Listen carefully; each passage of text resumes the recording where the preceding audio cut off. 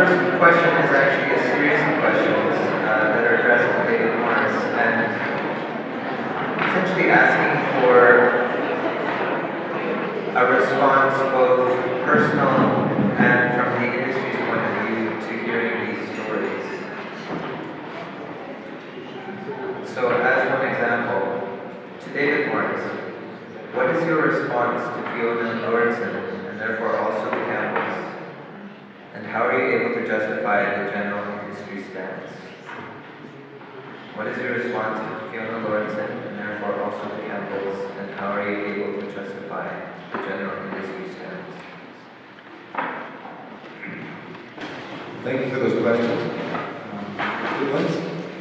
And I think first of all, on the personal, and I know I've just listening to the feeling and the passion, the hurt, and the histories from both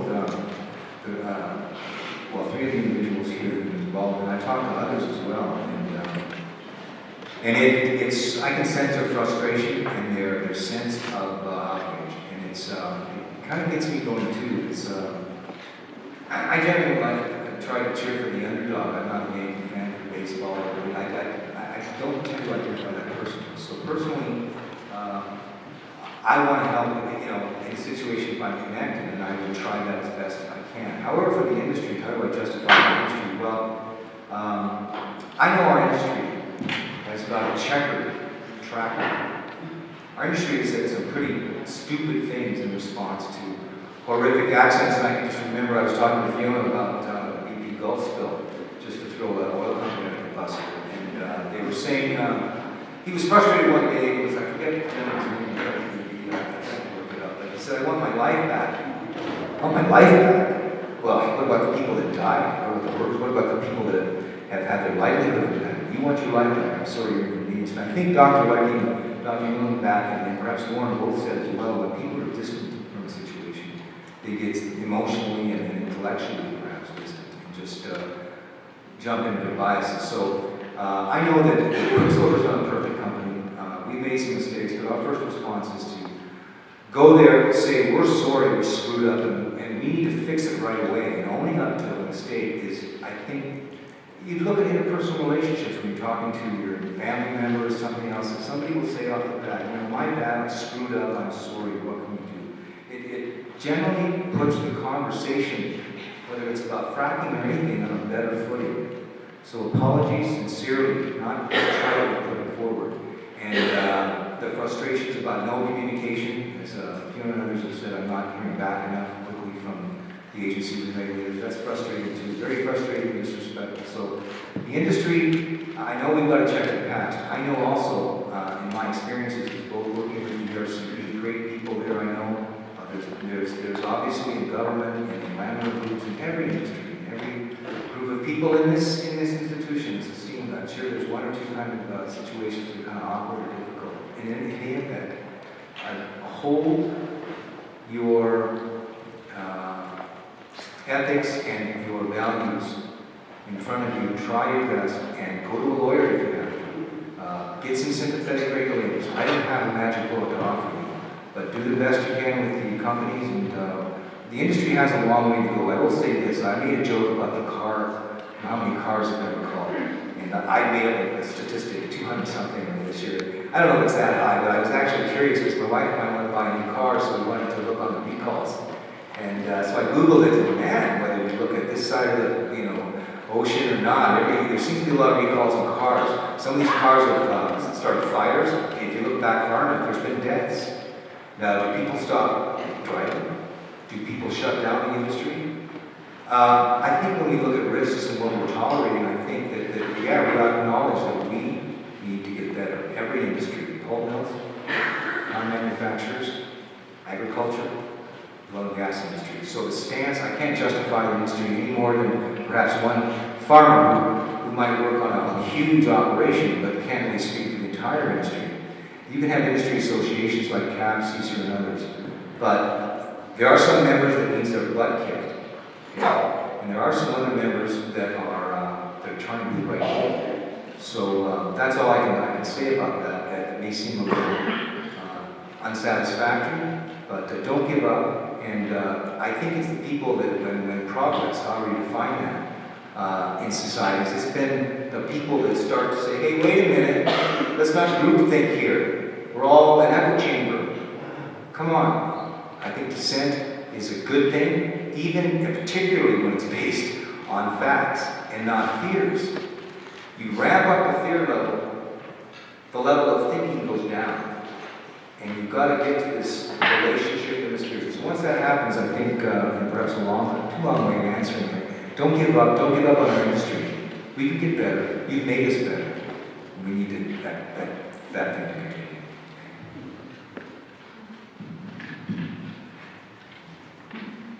The next group of questions are directed to Fiona and the Campbells. So, generally, how does industry and government respond to examples like this? Perhaps in trying to make our presentation kind of compartmentalized, we skip over things really quickly, but industry sent someone right away to test for us. What we found is that once they had the results, the talking stopped. And I think probably that was because of what the results were. One company actually, we went to visit them. We were on a very friendly basis with this energy company. When we went to them and said, we have a water problem, the CEO slammed his fist on the desk and said, this will stop. We will not talk about this anymore. So it's not always nice. When we went, as far as government responding, it took them longer to get involved. Because of the way government operates, it takes them longer to get results and reports written. Now, I understand how things work. Yes, they have to be very careful what they put out. But what we found is that they tried to deflect any involvement we wanted to have in it. And they didn't want to talk about the reports. They were sent to us, they were very technical. We had to learn huge amounts of information, and they were not in a position where they wanted to sit down and help us to understand what those documents were telling us.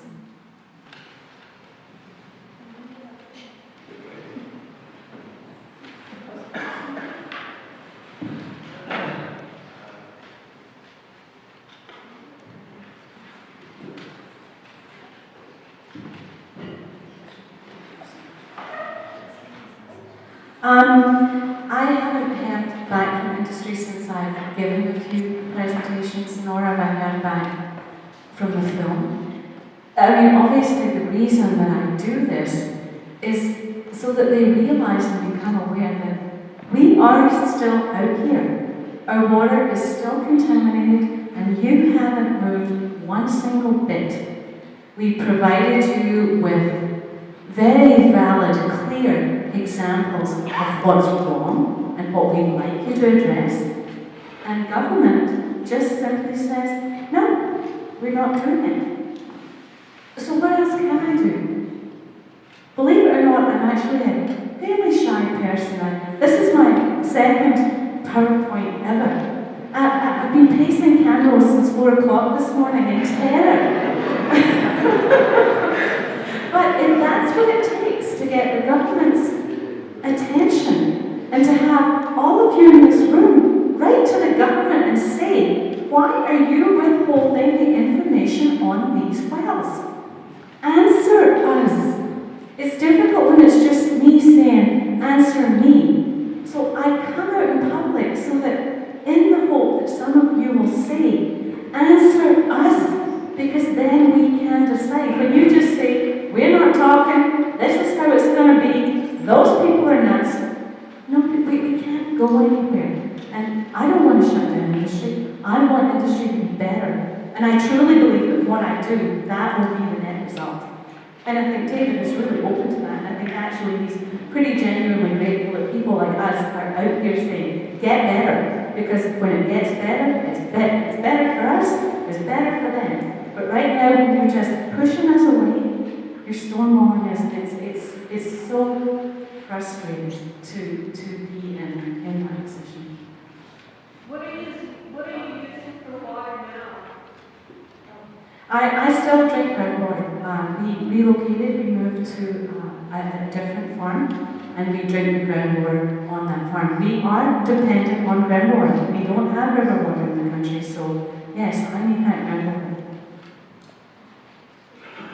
As far as us, we buy water by 5 gallon jug for drinking. We use our well water, which we revamped the well, revamped a different well, and got some production out of it. But, and it's good enough water for clothing, washing clothes, bathing in. We just don't feel comfortable enough to drink it yet. So yeah, we're buying water. Just a comment about the previous question was that the industry likes to divide and conquer. And what I mean by that is that my neighbors will have wells go in their place, but they will not talk to anybody about them. Industry comes into them and says, well, drill a well in your place. Here's what we're going to give you. Don't say nothing to nobody. It's a clam up situation. That's why I call it divide and conquer.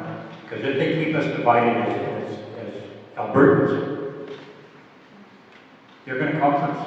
And I'm sorry, I'm not picking on the industry per se. I believe we need this industry to survive, to live, because we've got ourselves into that predicament of being dependent on fossil fuels. It's not like it was 50, 60 years ago when I was a kid, where we grew up on horseback and cut wood and chopped water holes and pumped our water out to a well out in the middle of the yard somewhere and then hauled it in a bucket. We can turn tap on right now, and that's great. I love it. But we're getting too dependent.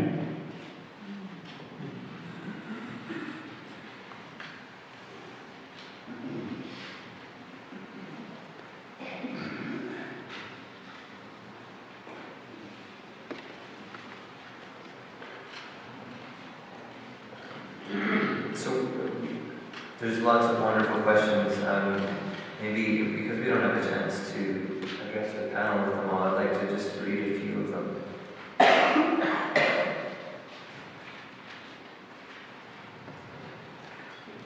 So some of the questions center around landowners and I guess education about pre-fracking baseline analysis and where that can be done. Other questions concern essentially asking who does Alberta Environment serve. When asked if the panelists thought there might be an iron triangle that creates public policy in Alberta, meaning by that they mean the ERCB, the Alberta government, and the oil industry that dictates environmental, water, and oil and gas policy. Maybe as a final comment, could you, I know some farmers are here and they might want to know about the baseline testing, about what they could do either if they're being approached by a company or if they have some troubles and where they might.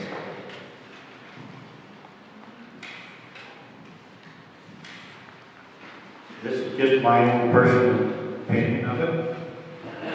Baseline water testing is an old thing. Yeah, it's been brought up tonight, last night to see what being done. But if you stop and think about it, Alberta is riddled with oil and gas wells already. How can they get a true baseline water test?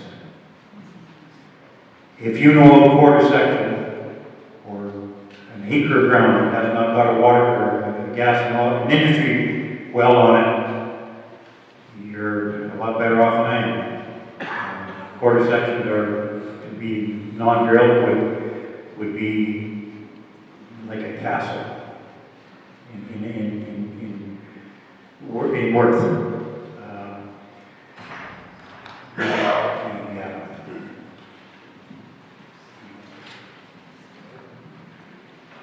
The regulation is for baseline testing for prior to CBM drilling. Because of our contamination issues, they have granted us testing if we ask for it before each new development is done in the area.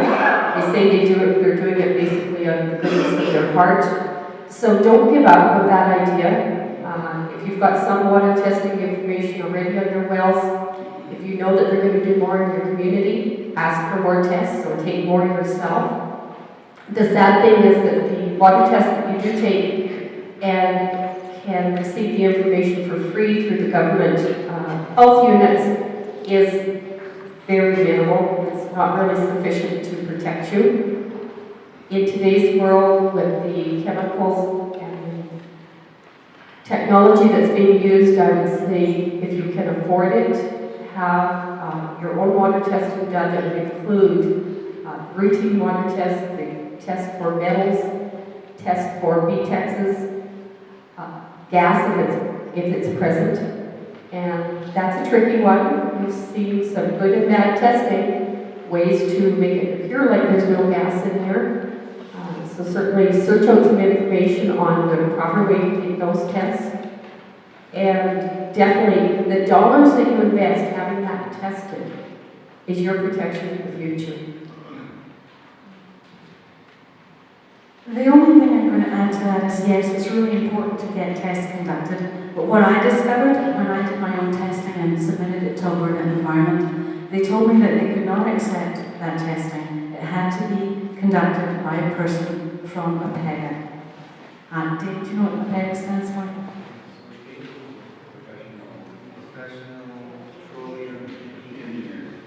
So it's Petroleum Engineers, the Association of Professional Petroleum Engineers. I'm a lab technician, I'm trained to take samples, but that doesn't matter, that's not acceptable to Alberta Environment's database. So what you have to do before you get any of your testing is contact Alberta Environment. Tell them what you want to do. Tell them that you want to have legally recognized samples and ask them what their requirements are. Once Alberta Environment give you what their requirement is for a legally recognized sample, you give that to your oil and gas developer and you tell them, that's what I want you to do before you come on my land. Because yes, I've got all kinds of test results, but they're not recognized.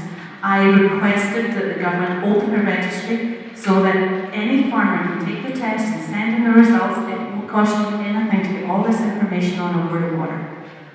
Me and all kinds of farmers are so invested in it, we'd love to take these tests and give you the information, but they don't want it. Because information, one of the reasons we've gotten nowhere is because we don't have information. They are very reluctant to have information. They reject information because once you've got information, you can have proof. And it's that resistance to proof. Industry says, you don't trust us. Well, you have to earn my trust. I don't trust anyone. I need to know that you're worthy of my trust.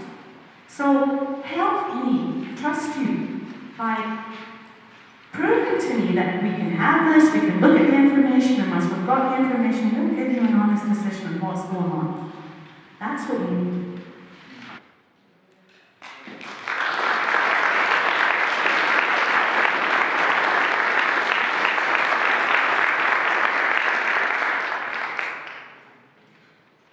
So we'll take a 5-minute max stretch break and